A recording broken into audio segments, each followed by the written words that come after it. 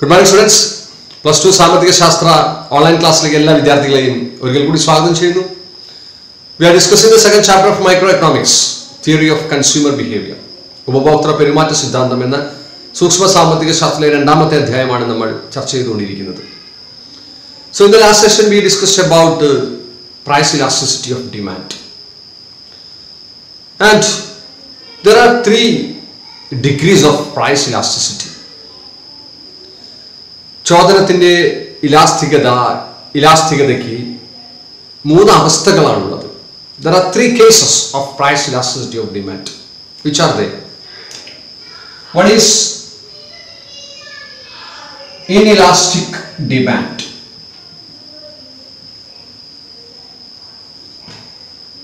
Second one, elastic demand. And third one, unitary elastic demand. ഇവിടെ മലയാളത്തിൽ ഇതിനെ elastic demand എന്ന് പറയുന്നത് ഇലാസ്തികത കുറവുള്ള ചോദനം.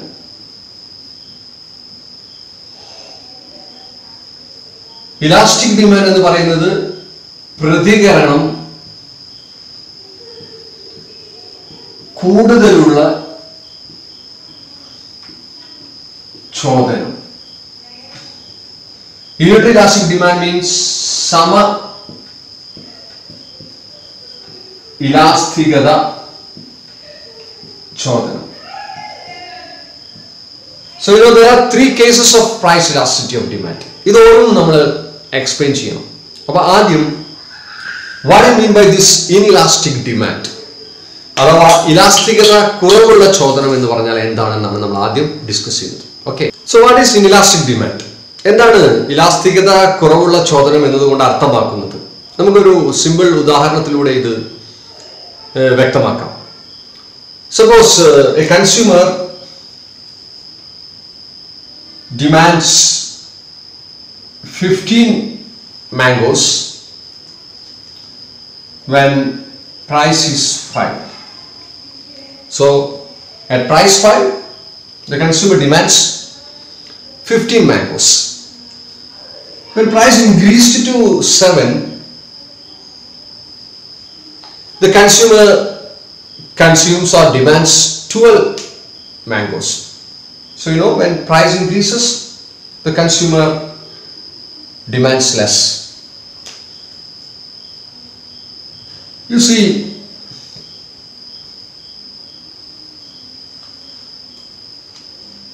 how the consumer reacted to the changing price. വിലയിൽ വന്ന മാറ്റത്തിനോട് കൺസ്യൂമറുടെ പ്രതികരണം ഏത് രീതിയിലാണ് എന്നുള്ളത് നമ്മളൊന്ന് അനലൈസ് ചെയ്യാം. So first we are finding out the percentage change in the price of the mangoes. അതായത് മാങ്ങയുടെ വിലയിൽ വന്ന മാറ്റത്തിന്റെ ശതമാന നിരക്ക് നമ്മൾ ആദ്യം ഒന്ന് കണ്ടെത്താം. സോ കമ്പോള വിലയിൽ വന്ന മാറ്റത്തിന്റെ ശതമാനം നമുക്ക് എങ്ങനെ കണ്ടെത്താം? It is change in price divided by initial price into 100. ഇത് ചെയ്തു കഴിഞ്ഞാൽ നമുക്ക് എന്ത് കിട്ടും? വിലയിൽ വന്ന മാറ്റത്തിന്റെ ശതമാനം നമുക്ക് മനസ്സിലാവും. So what is this delta P? Delta P എന്ന് പറഞ്ഞാൽ ചേഞ്ച് ഇൻ പ്രൈസ് ആണ്. ഇപ്പൊ വിലയിൽ വന്നിരിക്കുന്ന മാറ്റം it is 7 minus 5 is equal to 2. 7 minus 5 is equal to 2. That is delta P. What is price? Initial price is 5. Then substitute ചെയ്താൽ delta P is equal to 7 minus 5. Initial price is ആദ്യ വില എന്ന് പറയുന്നത് 5 ആണ് into 100. So 7 minus 5 2. 2 by 5 into 100 is equal to 200 by 5 and you will get 40. So 40% വില കൂടിയത് എന്ന് നമ്മൾ മനസ്സിലാക്കി. 5 നിന്ന് 7 രൂപയായിട്ട് വില കൂടിയപ്പോൾ നമുക്ക് പറയാൻ കഴിയും the percentage change in the market price of the mangoes is 40% increase. 40% വില കൂടിയത്. Okay. Now, what is the percentage change in the quantity demanded? ഉപഭോക്താവ് ചോദനം ചെയ്യുന്ന ഇതിലും മാറ്റം വന്നിട്ടുണ്ട് ഇവിടെ. അതിന്റെ മാറ്റ ശതമാനം എത്രയാണ്? എത്ര ശതമാനമാണ് ഇവിടെ കുറഞ്ഞത്? ഉപഭോക്താവിന്റെ ചോദനത്തിന്റെ അളവ് കുറഞ്ഞിട്ടുണ്ട്. 15 നിന്ന് 12 ആയി കുറഞ്ഞു. എത്ര ശതമാനം കുറഞ്ഞു? അത് നമുക്ക് കണ്ടെത്താം. അവിടെ നമ്മൾ ഉപയോഗിക്കുന്നത് delta Q by Q into 100 ആണ്. So your delta Q means change in Q. Delta Q എന്ന് പറയുന്നത് ഇവിടെ എന്താണ്? Change in Q. That is 12 minus 50 is equal to minus 3. And what is the Q? That is initial quantity. Initial quantity is 50. So ഇവിടെ നമുക്ക് substitute ചെയ്യാം. Delta Q is equal to 12 minus 15 divided by Q is equal to 15 into 100. So 12 minus 15 is minus 3 by 15 into 100. That is minus 300 by 15 is minus 20%. So here 20% ചോദനം ചെയ്യുന്ന വസ്തുവിന്റെ അളവിൽ വന്ന കുറവ്. ഇപ്പൊ ഈ മൈനസ് എന്ന് പറയുന്നത് ഇവിടെ കാണിക്കുന്നത് ആ ചോദനത്തിന്റെ അളവിൽ വന്ന കുറവാണ്. വില കൂടിയപ്പോൾ ഉപഭോക്താവ് ചോദനം ചെയ്യുന്ന അളവ് കുറഞ്ഞല്ലോ. സോ അതാണ് ആ മൈനസ് സിഗ്നിഫൈ ചെയ്യുന്നത്. ഓക്കെ. അപ്പോൾ 20% കുറവാണ് ചോദനത്തിൽ വന്നിരിക്കുന്നത്. സി ഇപ്പം നമ്മൾ change in percentage change in the പ്രൈസും കണ്ടു, percentage change in the quantity ഡിമാൻഡും കണ്ടു. സി ഇവിടെ വിലയോടുള്ള ഉപഭോക്താവിന്റെ അതായത് വിലയിൽ വന്ന മാറ്റത്തിനോട് ഉപഭോക്താവിന്റെ പ്രതികരണം എത്രത്തോളമുണ്ട്? സോ ഇവിടെ ആ റെസ്പോൺസ് ഉപഭോക്താവിന് വിലയോടുള്ള ആ പ്രതികരണം വളരെ കുറവാണ്. എങ്ങനെ മനസ്സിലായി? കാരണം വില 40% കൂടിയത്. യു സി പ്രൈസ് ഇൻക്രീസ് ചെയ്തത് 40% പ്രൈസ് ഇൻക്രീസ് ആണ്. പക്ഷേ ചോദനത്തിൽ വന്നിരിക്കുന്ന കുറവ് എത്രയാണ്? 20% മാത്രമേ ഉള്ളൂ. അപ്പോ വിലയുടെ നിരക്കിൽ ഉണ്ടായ വർധനവിനെക്കാട്ടിലും കുറവാണ് ചോദനത്തിന്റെ നിരക്കിലുണ്ടായ കുറവ്. ഓക്കെ. അപ്പോ വിലയോട് ചോദനം അത്ര കണ്ട് പ്രതികരിക്കുന്നില്ല. ഇത്തരം അവസ്ഥകളെയാണ് നമ്മൾ എന്ത് പറയുന്നത്? ഇലാസ്തികത കുറവുള്ള ചോദനം എന്നതുകൊണ്ട് അർത്ഥമാക്കുന്നത്. So the price elasticity is said to be inelastic when a given proportionate change in the price causes a less than proportionate change in the quantity demanded. So that is a case of inelastic demand. But inelastic demand അല്ലെങ്കിൽ ഇലാസ്തിക കുറവുള്ള ചോദനത്തിൽ എപ്പോഴും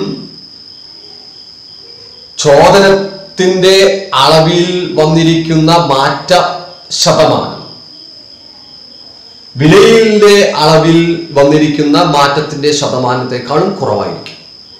That means നമുക്ക് ഇങ്ങനെ പറയാം, demand is said to be inelastic when a given proportionate change in the price causes a less than proportionate change in the quantity demanded. അത്തരം സന്ദർഭങ്ങളിൽ എന്തായിരിക്കും price elasticity? Price elasticity നമുക്ക് കാണാം. പ്രൈസ് ഇലാസ്റ്റിസിറ്റിയുടെ ഫോർമുല നിങ്ങൾക്ക് അറിയാം.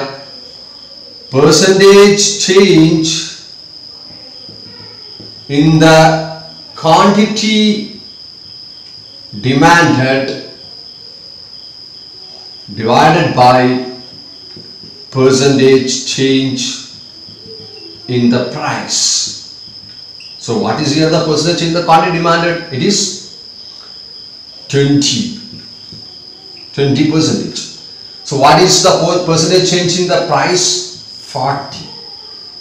So it is 2 by 4. That means 1 by 2. That is 0.5.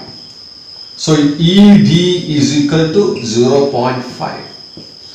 ഈ 0.5 എന്ന് പറയുന്നത് ഒന്നിൽ കുറവാണ്.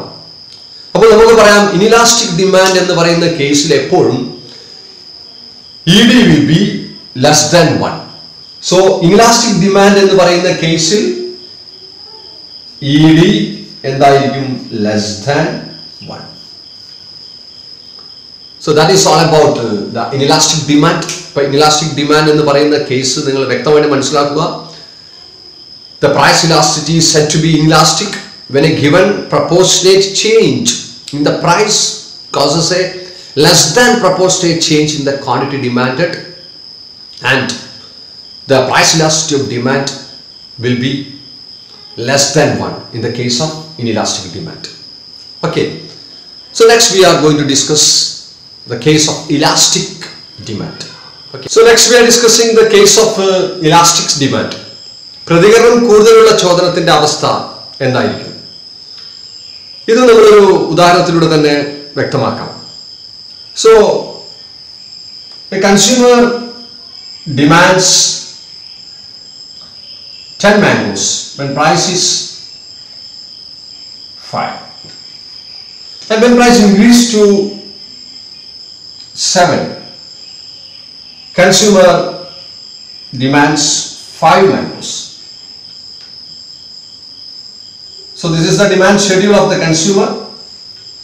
When price is 5, consumer demands 10 mangoes, and when price increases to 7, consumer decreases consumption to 5 mangoes.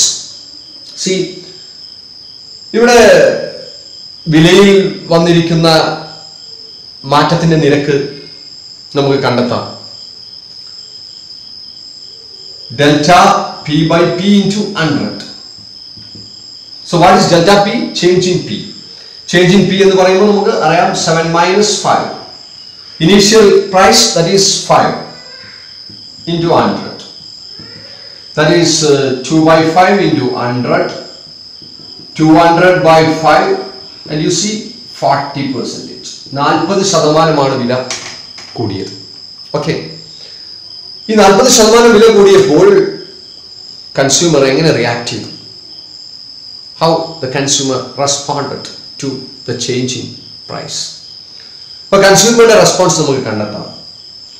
നമ്മൾ എങ്ങനെ അത് മനസ്സിലാക്കും? Delta Q by Q into 100. Change in Q 5 minus 10. Initial price, that is Q, sorry, initial quantity, that is Q, 10 into 100. So 5 minus 10 means minus 5 by 10 into 100. That is minus 50. അതായത് 50% ഉപഭോക്താവ് ചോദനം കുറച്ചത്. You see, വിലയിനോട് വളരെ വ്യക്തമായ പ്രതികരണമാണ് കൺസ്യൂമറിനുള്ളത്. വില 40% കൂടിയപ്പോൾ consumer എന്ത് ചെയ്തു? 50% ഉപഭോഗം കുറച്ചു. That means consumer is responding very well to the change in price. അപ്പോൾ ഇത്തരം കേസാണ് ശരിക്കും യഥാർത്ഥത്തിൽ ഇലാസ്റ്റിക് ഡിമാൻഡ്, പ്രതികരണം കൂടുതലുള്ള ചോദനം. അപ്പോൾ നമ്മൾ എങ്ങനെ അത് വിശദീകരിക്കാം, എക്സ്പ്ലെയിൻ ചെയ്യാം? So demand is said to be elastic when a given proportionate change in the price causes a more than proportionate change in the quantity demanded. വിലയിൽ വന്നിരിക്കുന്ന മാറ്റത്തിന്റെ നിരക്കിനേക്കാളും കൂടുതൽ ചോദനത്തിന്റെ മാറ്റത്തിന്റെ നിരക്കിൽ വന്നുവെങ്കിൽ നമുക്കെന്ത് പറയാം? അത് പ്രതികരണം കൂടുതലുള്ള ചോദനമാണ് എന്നുള്ളതാണ്. പ്രത്യേകിച്ചും എക്സ്പെൻസീവ് ഗുഡ്സിന്റെ കേസിൽ, ആഡംബര വസ്തുക്കളുടെ കേസിലൊക്കെ ഇലാസ്റ്റിക് ഡിമാൻഡ് ആയിരിക്കും. കാരണം വില ഒന്ന് കൂടിയാൽ, വില കുറച്ച് കൂടിയാൽ അതിനേക്കാളും കുറവ് ചോദനമാണ് ഉണ്ടാവുക. എന്നാൽ വില കുറഞ്ഞാലോ ആ കുറഞ്ഞതിനേക്കാളും കൂടുതൽ നിരക്കിൽ ചോദനം കൂടുകയും ചെയ്യും. സോ വളരെ കൃത്യമായ റെസ്പോൺസ്, വളരെ നല്ല റെസ്പോൺസ് ആയിരിക്കും വിലയിലൂടെ ഉണ്ടാവുക ചോദനത്തിൽ. സോ അത്തരം സന്ദർഭങ്ങളാണ് നമ്മൾ ഇലാസ്റ്റിക് ഡിമാൻഡ് എന്ന് പറയുന്നത്. ഇവിടെ ED കാണാൻ, പ്രൈസ് ഇലാസ്റ്റിസിറ്റി എപ്പോഴും എന്തായിരിക്കും? അപ്പം ED is equal to percentage change in the quantity demanded divided by percentage change in the price. See, percentage change in the quantity demanded is 50, and what is percentage change in the price? It is 40. So 5/4 എന്ന് പറയുന്നത് നിങ്ങൾക്കറിയാം 1.25, 1.25. എപ്പോഴും elastic ഡിമാൻഡിന്റെ കേസിൽ എന്തായിരിക്കും? ED will be greater than 1. So we can say ED is greater than 1 in the case of elastic demand. So including what is elastic demand? Demand is said to be elastic when a proportionate change or when a proportionate change in the price causes a more than proportionate change in the quantity demanded. And you see, the price elastic demand will be greater than 1 in the case of elastic demand. So next we are going to discuss about unitary elastic demand. Okay, we are going to discuss the unitary elastic demand. എന്താണ് സമ ഇലാസ്തികത ചോദനം? ഒരു ഉദാഹരണത്തിലൂടെ തന്നെ നമുക്ക് ഇതും വ്യക്തമാക്കാം. Suppose a consumer demands 10 mangoes when price is 4, and when price increases to 6, he demands 5 mangoes. So this is the demand schedule of the consumer. നമുക്ക് വിലയിൽ വന്ന നിരക്കിന്റെ മാറ്റം നമുക്കൊന്ന് കണ്ടെത്താം. The percentage change in price അറിയാം, delta P/P into 100. So delta P is 6 minus 4 by P. Initial price is 4 into 100. That is 2/4 into 100.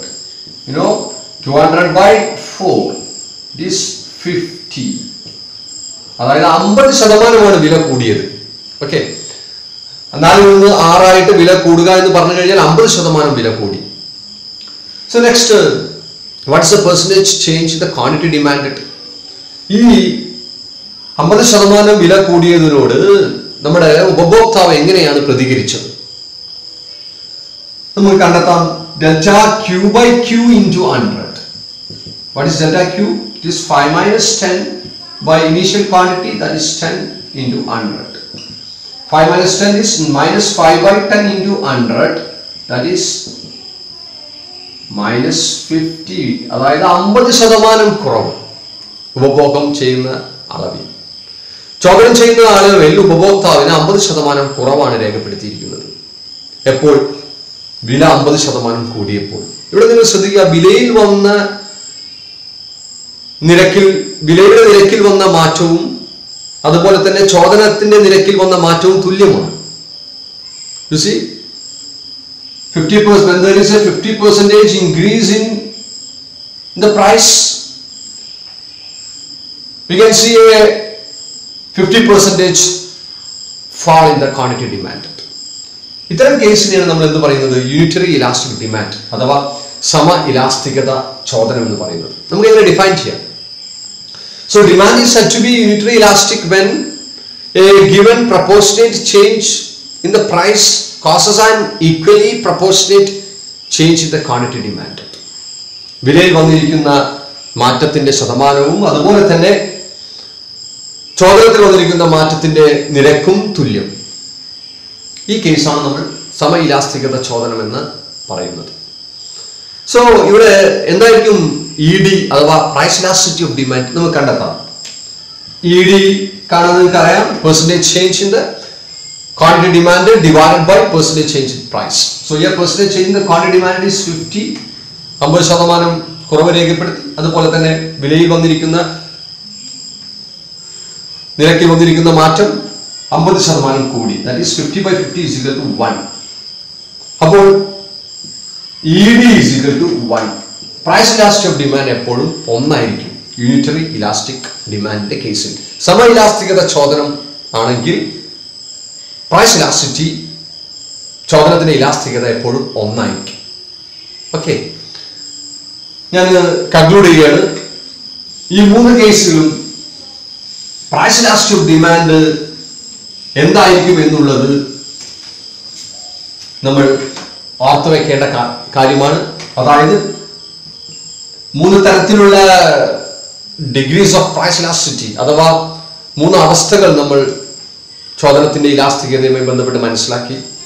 One is inelastic demand,